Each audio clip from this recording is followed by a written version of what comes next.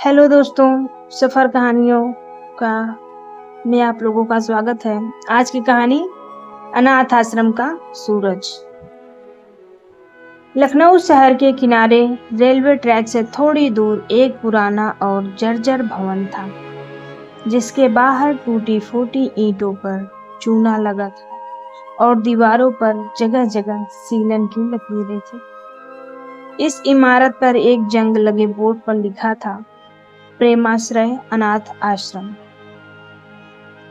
यहीं कहीं एक कोने में लोहे की जाली से घिरे कमरे में एक छोटा बच्चा हर रोज खिड़की से झांकता। नाम था उसका सूरज। उम्र होगी 10 साल, पर आंखों में सैकड़ों उम्रों की खामोशी। किसी को नहीं पता कि वो कहाँ से आया। कहते हैं एक सर्द रात में कोई उसे गेट पर छोड़ गया था, एक पुराने कंबल में लपेटकर, साथ में एक कागज रखा था। माफ करना, मैं इसे पाल नहीं सकती। इसका नाम सूरज रख देना, हो सके तो इसे रोशनी देना। वो रोशनी कभी आई ही नहीं, लेकिन सूरज ने खुद को बुझने नहीं दिया। आश्रम की माँ कहलाने वाली सिस्टर मार्था ही उसकी सब कुछ थी। एक क्रिश्चियन मिशनरी जिनके चेहरे की झुर्रियां उनकी उम्र नहीं, उनके त्याग की कहानी सुनाती थी।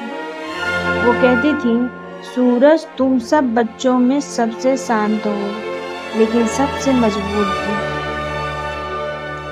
सूरज को किताबें पढ़ने का शौक था। बाकी बच्चे जब खेलने भागते, वो छत के कोने में बैठकर पुरानी किताबें उलटता पलटता रहता। उसके सपनों में माँ की तस्वीर नहीं थी, लेकिन एक सपना था, कभी बड़ा होकर ऐसा आश्रम बनाऊंगा जहाँ कोई बच्चा भूखा या अकेला न रहे। लेकिन किस्मत की किताबें इतनी सीधी कहाँ होती हैं। एक रात आश्रम में चोर घुस आए। उन्होंने जो कुछ भी था उठा ले गए। अनाज, चावल, बच्चों के कंबल, यहाँ तक कि मंदिर की छोटी सी घंटी भी। बच्चे ठिठुरने लगे। मार्था माँ का चेहरा उतर गया। उस रात कोई नहीं सो पाया। सूरज उस रात अकेले बैठा रहा, किताब के पन्नों को सहलाता हुआ।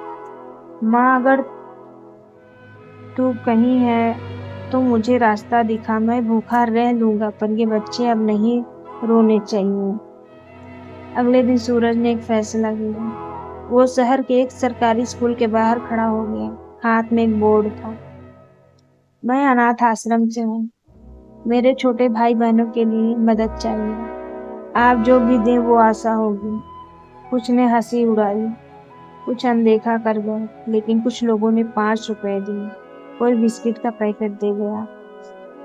हर शाम को सूरज थैले में चीजें भर कर लौटता और बच्चों को खुशी खुशी बांटता। धीरे धीरे मोहल्ले के लोग उसे पहचानने लगे।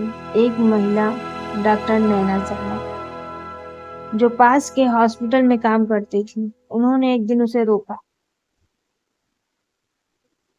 बेटा, तुम कहाँ रहते हो?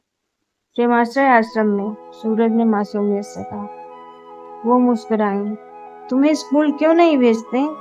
भूख पहले भरनी होती है दीदी, स्कूल बाद में जाएगा सूरज। उनकी आंखें भर आईं। उस दिन से सूरज की जिंदगी बदलने लगी। डॉक्टर नैना ने सूरज की बात को सोशल मीडिया पर पोस्ट किया। उनका कैप्शन था, इस सूरज को बादल नहीं ढक सकते। 24 घंटे में पोस्ट वायरल हो गई। लोग प्रेमाश्रय में मदद भेजने लगे, कपड़े, किताबें, राशन और पैसे। लेकिन सबसे बड़ी चीज आई, सम्मान। अब प्रशासन भी हरकत में आया। शहर के कलेक्टर खुद आश्रम आए। सिस्टर मार्था को पहली बार जीवन में इतना सम्मान मिला और सूरज को मिला सरकारी स्कूल में स्कॉलरशिप के साथ एडमिशन। पहले दिन स्कूल में उसका नाम पुकारा गया तो सबने ताली बजाई। उसकी आंखों में चमक थी, पर होठों पर वही शांत मुस्कान। सूरज दिन में स्कूल जाता, रात में बच्चों को पढ़ाता। उसे अब एक नया सपना था, IAS बनना, लेकिन राह आसान नहीं थी। कई बार तबीयत बिगड़ती, आश्रम में बिजली चली जाती या कोई बच्चा बीमार हो जाता पर सूरज नहीं। एक दिन जब बोर्ड की परीक्षा पास की, सिस्टर मार्था की तबीयत बिगड़ गई। उन्हें अस्पताल में भर्ती कराना पड़ा। सूरज को दोहरी जिम्मेदारी संभालनी पड़ी, आश्रम भी और पढ़ाई भी। रात को बच्चों को खाना खिलाकर हॉस्पिटल जाकर माँ के सिरहाने बैठता और वही किताब खोल लेता। परीक्षा हुई, रिजल्ट आया। सूरज पूरे जिले में टॉपर बना। पूरा शहर उसके नाम की बूंद से भर गया। अब मीडिया उसे अनाथ आश्रम का सूरज कहती थी।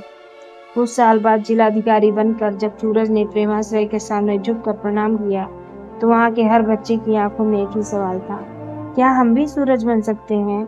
सूरज ने मुस्कुराकर कहा, तुम सब खुद एक सूरज हो, जरूरत बस खुद पर यकीन की है। और उस दिन से प्रेमाश्रय अब अनाथ आश्रम नहीं रहा, वो बन गया सूरज संकुल, बच्चों के लिए आशा की किरण। तो दोस्तों, आप लोगों को ये कहानी कैसी लगी? उम्मीद है अच्छी लगी होगी। तो कमेंट, लाइक्स और हमारे चैनल को सब्सक्राइब जरूर करें। धन्यवाद।